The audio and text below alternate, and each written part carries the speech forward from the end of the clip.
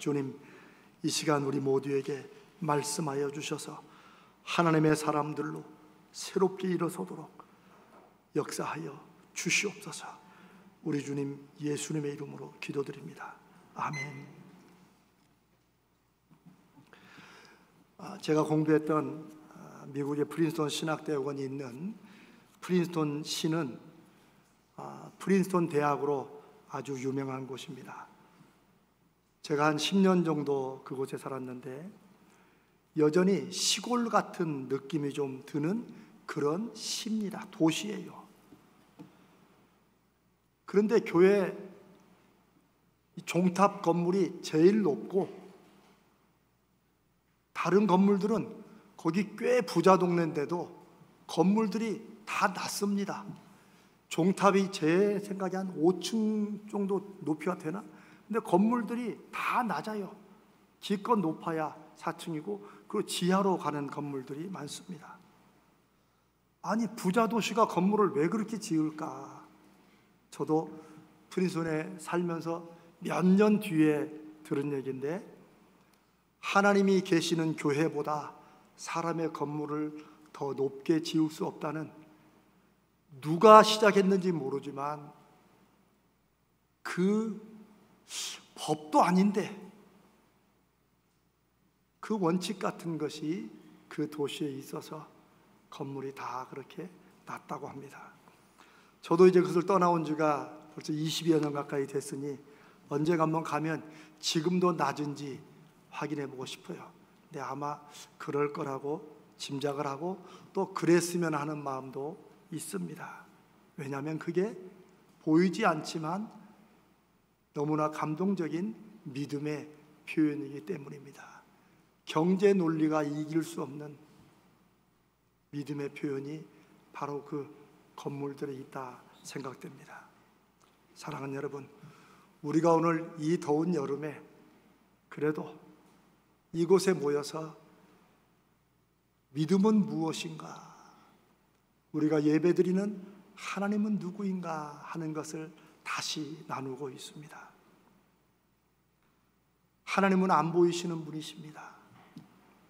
우리의 믿음도 우리 마음속에 있는 것이지 그러니 보이지 않습니다. 그런데 신기한 것은 하나님도 안 보이고 하나님을 믿는 믿음이라는 것도 안 보이는 것이지만, 하나님은 이 안 보이는 믿음이 우리 밖으로 드러나고 표현돼서 다른 사람들 눈에 보이기를 원하세요. 그게 하나님의 뜻이에요. 그것을 믿음의 열매라고도 말합니다. 제가 2000년 기독교 역사라는 말을 자주 씁니다만, 이 교회 역사 2000년 동안에 자기 안에 있는 믿음이 밖으로 드러나기를 바라고 소원하고 열심으로 인생을 살았던 사람들을 통해서 하나님이, 안 보이시는 하나님이 보이는 하나님으로 사람들에게 나타나게 되고, 믿음의 능력이 입으로만이 아니라 얼마나 능력인지를 그 열매를 통해서 보이게 되고 있습니다. 지금도 마찬가지입니다.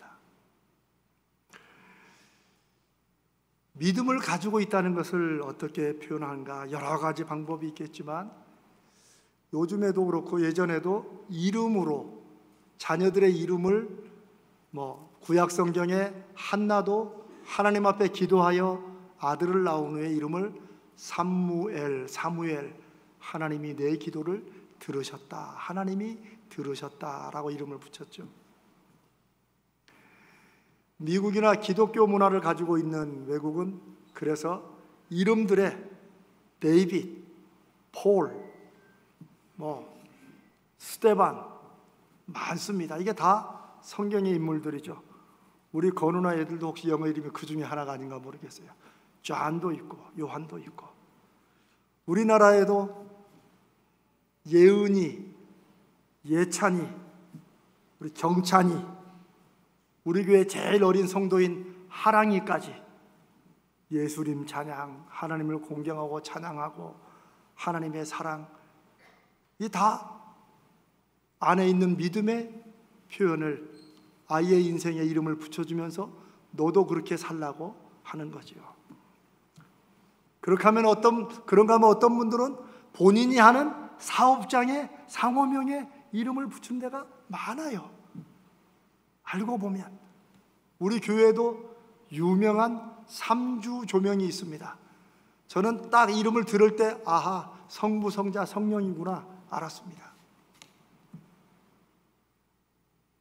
상호에는 붙이지 않더라도 회사를 운영하는 원칙과 그 방침에 자기의 믿음을 표현한 것들이 많습니다.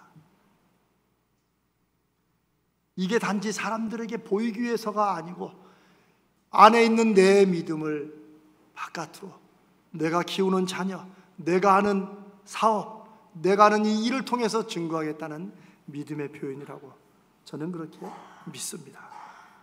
제가 설교를 준비하면서 모나미라고 아시죠? 한국 볼펜의 선구자인 이 모나미를 처음 세웠던 송삼석이라는 회장님의, 이분이 간증도 여러 번 하셨더라고요. 그 간증도 제가 읽고 들어봤어요. 여러분 아마 아시는 분은 많이 아실 겁니다.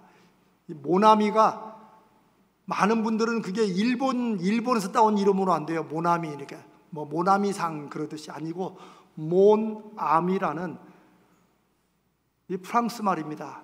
몬, 나의, 아미, 친구, my friend, 나의 친구라는 뜻이죠. 이것은 예수님이 우리를 이제는 너희가 나의 친구다. 그래서 주님이 친구인 우리를 위해서 목숨을 바치신다고도 말씀하시죠. 이걸로만 봐도 이분 예수 믿는 사람이구나 알 수 있죠. 이분의 간증을 보면 이분이 사업이 아주 어려웠을 때 하나님 앞에 작심하고 기도하며 성경을 읽던 중에 요한복음을 읽는데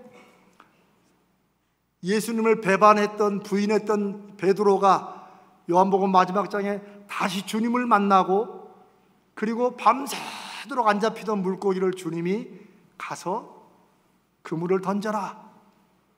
그걸 던졌더니 그물이 찢어질 만큼, 그리고 다른 때는 새지도 않은데 그때는 또 샜어요. 물고기를. 여기는 다 의미가 있는 것 같아요. 물고기를 샜더니 몇 마리라고? 153마리. 이거 뭐 외워도 시험에 안 나오는 거지만 그래도. 그런데 모남이라는 볼펜을 여러분 많이 쓰시고 아는 분들은 영어로 몬암이 써있고 거기에 숫자가 써있어요. 153. 보통 제품에 무슨 시리얼 넘버를 할 때는 1번, 2번 하지만 153은 뜬금없어요.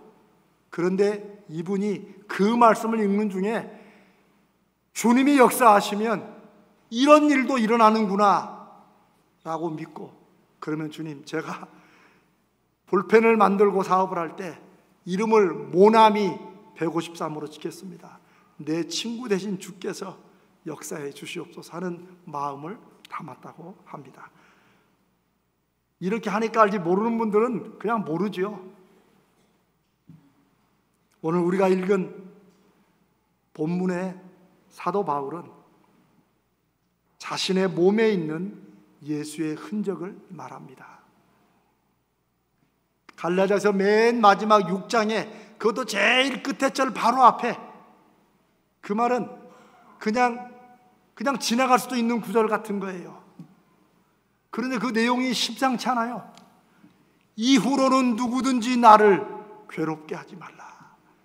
이 안에는 사도 바울이 처음에 예수 그리스도를 만나고 예수를 핍박하던 사람에서 예수를 전하는 사람으로 180도 바뀐 다음에 좋은 일보다는 안 좋은 일이 더 많이 일어났어요. 사도 바울은 즐거웠는데 사도 바울 귀에 들리는 소리는 비난하고 헐뜯고 공격하는 소리였어요. 제일 많은 게 저 가짜 사도다, 자칭 사도다, 자기가 언제 예수님하고 같이 단 얘기를 했냐. 바울은 마지막까지 그 소리를 들은 것 같아요. 그런데 바울이 이 갈라디아서 6장 마지막에 이후로는 누구든지 나를 괴롭게 하지 말아라. 내가 내 몸에 예수의 흔적을 가지고 있다. 그런데 한국 교회에서 많은 동안에 여러분, 흔적이라는 게 뭐예요? 흔적은 뚜렷한 겁니까? 아니면 이젠 다 사라지고 좀 희미한 겁니까? 흔적의 느낌은 그렇죠. 희미한 거죠. 그러나 그런 면에서는 죄송하지만 이 흔적은 좀 약하게 잘못 번역한 것 같아요. 사도 바울이 내가 내 몸에 예수의 흔적을 가지고 있다고 말할 때 이 흔적은 스티그마타라는, 이거 굉장히 강한 말입니다. 낙인이에요. 낙인. 낙인은 소나 말, 이 짐승들을 다른 사람들 것과 섞이지 않도록, 섞였어도 딱 알아볼 수 있도록 이 엉덩이나 여기에 불도장을 찍는 거예요. 그게 여러분 희미하면 되겠어요? 아니죠. 멀리도 보면 딱 보여야 되는 거죠. 그게 낙인, 스티그마타예요. 심지어 노예를 사도 그 노예에 이건 누구 집안 소속 노예다 해서 낙인을 찍었어요. 바울은 노예 제도가 여전히 있는 그 당시에 나는 주님이 너는 내 것이다 라고 딱 낙인을 찍어 놓은 그런 예수의 사람이다. 그게 바로 예수의 흔적이라는 뜻입니다. 그러니 이제는 사라져가는 희미한 옛사랑의 그림자 같은 그런 흔적이 아니에요. 누구라도 보면 아, 이분은 예수의 사람이구나. 감히 그 앞에서 자칭 사도고 가짜 사도고 말할 수 없는 그런 예수의 마크, 표식을 가지고 있다고 그렇게 바울이 말하는 것입니다. 많은 분들이 이 예수의 흔적에 대해서 아마 바울이 복음을 전하면서 맞고 일어느라고 막 등에 채찍 자국이나 이런 것이 아닐까라고 짐작하지만 사실은 그거보다도 더 강렬하고 분명한 것이라고 생각할 수 있습니다. 여러분, 사도 바울은 평생 몸이 약했어요. 그래서 오죽하면 고린도 후서에는 하나님께서 사탄의 가시를, 그 몸 아픈 것이 얼마나 괴로웠으면 하나님이 사탄의 가시를 내게 주셔가지고 그게 자꾸 찌를 때마다 너무 힘들고 복음 전파에 너무 어려우니까 이거를 좀 고쳐주시라고 내가 크게 3번을 기도했다는 그 고백이 나옵니다. 그런데 주님의 응답은 뭐였어요? 내 은혜가 너에게 족하다. 너 그 병 가지고 있는 게 내가 너에게 준 은혜라는 뜻밖의 응답입니다. 그런데 주님의 그 뜻은 무엇이에요? 네가 그렇게 병이라도 있고 약해야 내가 더 강하게 역사하는 걸 보고 사람들이 어떻게 저런 사람에게서 저런 엄청난 능력이 나올까 하고 나를 보게 되고 너도 나를 기억하고 너도 힘들고 어려울 때 나에게 구하고 찾지 않겠냐 하는 이런 뜻입니다. 그날 이후로 사도 바울에게는 병약한 것이, 약한 것이, 부족한 것이 사탄의 가시가 아니라 저는 예수의 흔적이 되었다고 믿습니다. 예수 그리스도가 찍어놓은 낙인, 그 낙인 때문에 바울은 아무리 괴롭혀도 표대를 향하여 나가는 하나님의 사람이 된 것입니다. 사도 바울의 많은 병들 중에 병 가운데 가장 많이 알고 있는 것은 안질입니다. 이 눈병이에요. 아마 그것은 학자들도 짐작하고 저도 그렇게 생각하는데, 이 다메섹으로 가는 중에 예수님이 나타나셔서 바울이 주님을 만나지 않았습니까? 그런데 성경에 보면 강한 빛이 쬐어서 그만 말도 놀라고 사도 바울도 말에 떨어지고 이랬는데 그 후로 눈이 안 보였어요. 물론 아나니아를 통해서 예수님이 다시 낫게 해주셨는데 3일 동안 눈이 안 보이는 통에 아마 그 강한 빛 때문에 눈은 다시 보게 했지만 그 후로 안질로 계속 평생을 어려움 겪지 않았나 그렇게 생각을 합니다. 그렇다면 사도 바울에게는 이 안질이 어떨 때는 성도들에게 편지를 쓰면서 자기가 더 이상 눈이 안 보여가지고 글을 못 쓰니까 대신 받아 적게 합니다. 그러고도 그 성도들에게 너무 자기가 직접 편지를 쓰고 싶은 마음에 자기가 펜을 잡아가지고 내가 이렇게 큰 글자로, 왜 큰 글씨로 쓰겠어요? 눈이 안 보이니까, 작게 못 쓰니까 크게 쓰는 거죠. 내가 이렇게 큰 글자로 여러분들에게 직접 쓰는 내 마음을 알고 주 안에 든든히 서라 라고 할 만큼 사도 바울은 남들을 볼 때는 병약하고 말도 잘 못하고 부족했지만 바울의 영혼과 심령 속에는 예수 그리스도가 찍어주신 거룩한 낙인이, 그 표식이 있었고, 그게 바울을 바울 되게 하는 믿음의 능력이었던 것입니다. 사랑하는 성도 여러분, 예수 믿는 사람들은, 저와 여러분은 이런 거룩한 표식이, 남들은 뭐 그런 걸 찍고 다니라고 하지만 세상의 종이 되는 것보다 하나님의 사람, 하나님의 종, 예수 그리스도의 사람이라고 찍힌 낙인은 얼마나 거룩하고 은혜로운 것입니까? 저와 여러분 모두에게 그런 낙인이 있는 줄로 믿습니다. 그걸 우리는 확인해야 돼요. 그냥 찍힌 것으로 끝나지 말고 힘들고 어려울 때 내가 주님의 것인데 왜 나를 혼자 있는 것처럼 두시냐고, 왜 이 모든 일을 나 혼자 감당하게 두시냐고 그렇게 따져 물어야 돼요. 그래서 어떤 분 말대로 하나님, 내가 실패하면 내 손해입니까? 하나님 손해지, 이런 말도 할 수 있어야 돼요. 왜? 이젠 내가 사는 것이 아니라 사도 바울의 고백대로 내 안에 그리스도께서, 아예 주님이 낙인을 콱 찍어 놓으시고 우리 안에서 함께 사시기 때문에 그렇게 구할 수 있어야 됩니다. 여러분, 이런 얘기를 안 믿는 사람들이 들으면, 그 안에 예수의 낙인이 없는 사람들이 들으면 무슨 얘기 하는 거야 라고 할지 모릅니다. 그러나 그 영혼과 심령에 예수 그리스도를 만나고 인생의 간증과 낙인이 있는 사람은 오래전에 찍혀서 이제는 내가 깜빡하고 지나갔던 그 주님을 만났던 시간, 나와 함께 하시며 내 인생을 여전히 붙잡고 계시며 주셨던 은혜의 시간들을 기억할 것이라고 믿습니다.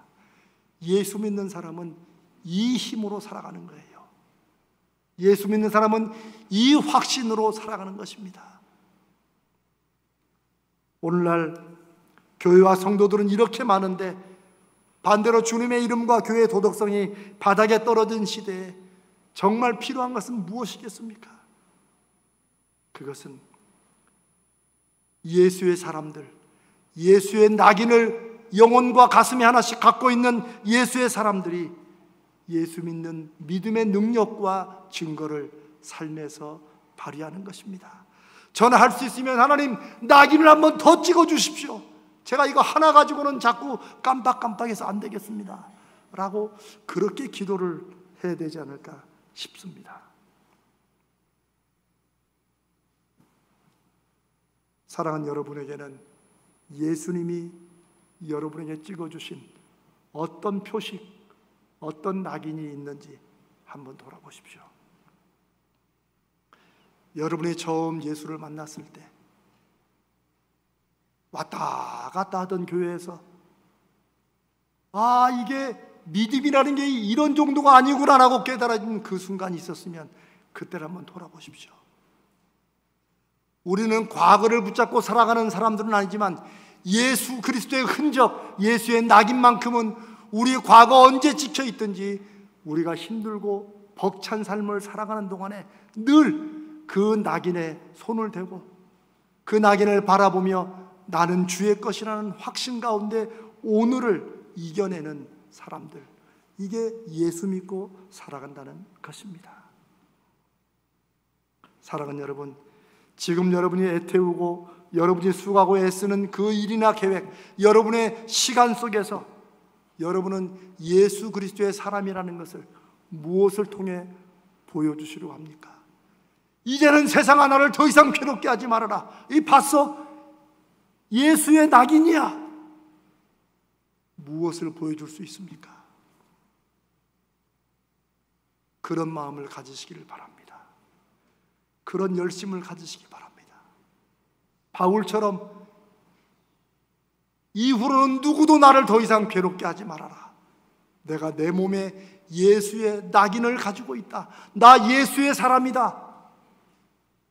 이것을 사람들에게 여러분의 삶으로, 여러분이 꾸미는 가정으로, 여러분의 자녀들로, 여러분이 행하는 일들로, 우리가 함께 이루는 이 교회를 통해서 예수가 도장 찍은 낙인을 보여줄 수 있는 그런 인생 되시기를 주님의 이름으로 간절히 기도하고 축복합니다.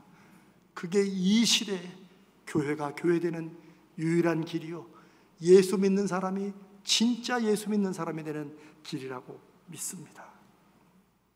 오늘 우리가 이 설교 후에 마지막으로 부를 288장 예수를 나의 구주 삼고, 이 찬송의 가사를 쓴 페니 크로스비라는 분을 소개하고 싶습니다.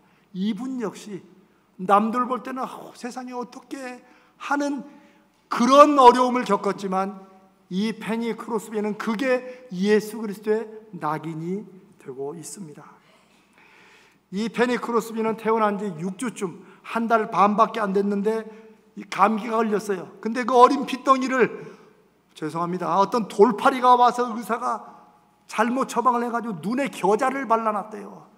감기 낫게 한다고. 그래가지고 그 후로부터 평생 눈을 보지 못하는 그런 어려움에 빠지게 됩니다.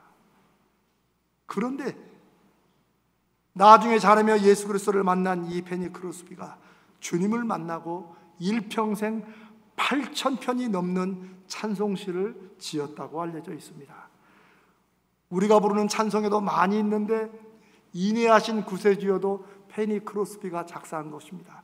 우리 찬송에 20여 편이 있다고 그래요. 제가 뭐 다 찾아보진 않았지만 보니까 우리 가슴이 뭉클뭉클하고 마음이 찡한 찬송 가사는 다 이분이 쓰지 않았나 싶어요. 사람들이 이 페니에게 좀 눈이 안 보여서 얼마나 힘들었어요, 눈만 볼 수 있으면 얼마나 더 큰 일을 했을 건데 라는 말을 종종 했다고 합니다. 그런데 그럴 때마다 이 페니 크로스비는 자기는 한 번도 눈 때문에 불행하다고 생각하지 않고 눈 때문에 할 일을 못했다고 생각해 본 적이 없다고, 오히려 육신의 눈이 안 보여서 영혼의 눈이 더 잘 보이니 이렇게 많은 찬송시를 쓰게 된 것 같다고 그렇게 얘기했답니다. 여러분, 이게 그냥 빈말로 하는 거겠어요? 그녀가 이런 말을 했다고 책에 쓰여 있더라고요. 만약 하나님이 시력을 돌려주신다 해도, 다시 보게 해주신다고 해도 저는 거절하고 싶습니다. 왜냐하면 그건 제가 천국에서 처음 눈을 떠서 보았을 때 처음 보는 얼굴이 예수님의 얼굴이기를 바라기 때문입니다. 아유, 저는 이 글을 읽으면 얼마나 제가 부끄러운지 몰라요. 눈으로 볼 거 안 보고 다 보고 다니는데 내가 하나님이 눈을 보게 하실 때 처음 보는 얼굴이 주님의 얼굴이 되기를 바란다는 이 페니 크로스비 앞에 아이고 눈이 안 보여서 어떡해요? 라고 안타까운 표정을 짓는 사람들이 예수님의 사랑, 이 페니 크로스비에게 찍어준 예수 그리스도의 낙인을 이해 못하는 것이죠. 페니 크로스비는 자기가 눈은 안 보이지만 그게 너는 내 것이라고 찍어주신 예수의 흔적, 예수의 낙인이라고 확신했던 것 같습니다. 예수를 나의 구주 삼고 이 찬송을 우리가 부를 텐데 여러분 한번 가사를 다시 한번 새롭게 잘 생각해 보십시오. 이것을 쓰게 된 이유를 책에 써놨는데, 페니 크로스비가 어느 주일날 이렇게 이제 설교를 들었어요. 마침 그 내용이 하나님을 간증하는 것에 관한 내용이었는가 봐요. 그래서 무엇이 내 인생의 간증이 되기를 원하는가, 나는 내 인생에 어떤 간증을 하기를 원하는가, 이걸 생각하다가 마음속에 세 가지 결심이 왔다는 거예요. 그게 바로 1절, 2절, 3절 가사예요. 1절은 예수님을 내 인생의 주인으로 삼은 것을 내가 간증해야겠다. 그게 1절 가사예요. 2절 가사는 이제 주인께 온전히 맡겼으니 맡기고 순종하는 삶을 사는 것이 내 간증이 되어야겠다. 3절은 그렇게 맡기고 순종하는 삶 속에 어려움이 있어도 어떤 상황에서도 나는 주 안에서 기쁨을 누리는 것을 내 간증으로 삼아야겠다. 이야, 정말 참 제 믿음, 여러분 어떻습니까? 참 부끄러울 정도인데, 그레이 페니크로스비는 후렴마다 이것이 나의 간증이요 이것이 나의 찬송이다. 영어로는 This is my story. 이게 내가 사람들에게 하고 싶은 얘기다. 여러분, 간증이 그렇게 어려운 게 아닙니다. 제가 뒤에 여러분과 간증하는 시간을 좀 많이 갖자고 했는데, 간증은 암이 나야지만 간증이 아닙니다. 뭐 죽었다 살아나야지만 간증이 아니에요. 간증은 나에게 거룩한 낙인을 찍어주신 그 예수 그리스도에 대한 나의 얘기입니다. 그분과 내가 어떻게 알고 내가 그분의 말씀을 어떻게 깨달았는지. 사랑하는 여러분들, 이번 7월부터 여러분만의 스토리, 주님과 여러분만의 거룩한 관계에서 나오는 아름다운 간증들이 넘치시기를 축복합니다. 힘들고 지칠 때 우리 몸에, 우리 영혼에 새겨진 그 거룩한 예수의 낙인이 우리에게 힘이 될 것입니다. 힘들고 어려움 없는 사람 없습니다. 우리 모두에게 한두 가지씩 이것만 아니었으면 하는 게 없는 사람이 없습니다.